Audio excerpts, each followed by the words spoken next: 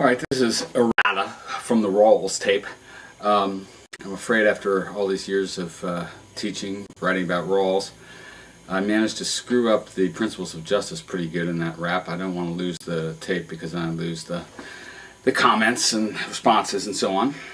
But I thought I would go back and correctly state the principles of justice. The first statement of the two principles reads as follows, writes Rawls in A Theory of Justice. First, each person is to have an equal right to the most extensive basic liberty compatible with similar equal liberty for others.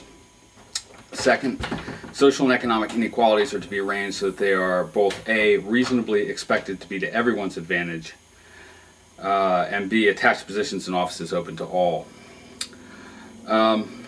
Okay, so everyone's advantage gets qualified into what's known as the difference principle. That is that any inequalities in goods are to be arranged to the benefit of those who are worst off.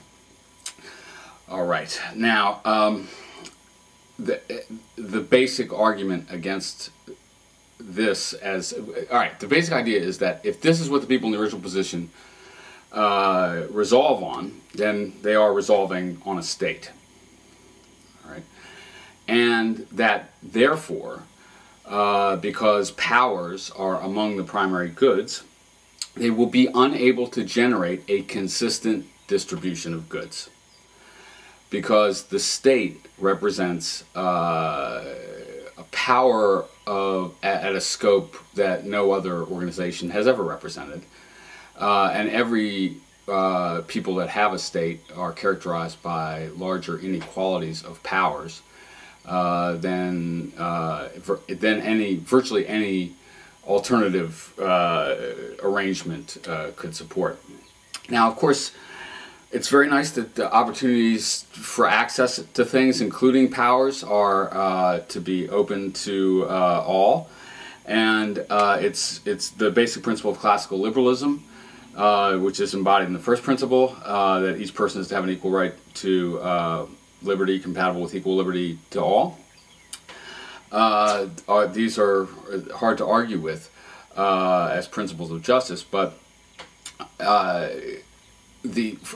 first of all, the distribution of powers to the state are going to entail that there are differences of access to offices. Yes, that seems clear from history, and one question that arises is the question of the relation of liberties to powers. So whether powers have to be distributed equally because they come under the first, their distribution comes under the first principle of justice or under the second principle of justice is interesting.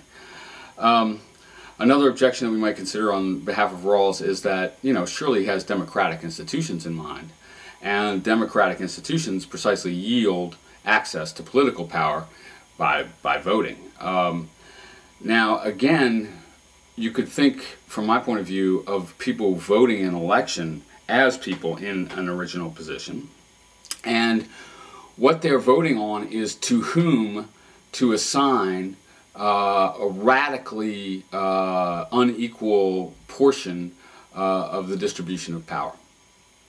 So they're making a distribution in, just as people in an original position were, at least it's an ideal or something close to ideal voting situation. But they're constituting inequality that is incompatible with the principles of justice. I do want to read you one brief passage where Rawls includes powers among the goods, among the basic goods, which is where the problem lies. For simplicity, assume, this is Rawls, for simplicity, assume that the chief primary goods at the disposition of society are rights and liberties, powers and opportunities, income and wealth. All right, that's the correction. See you later.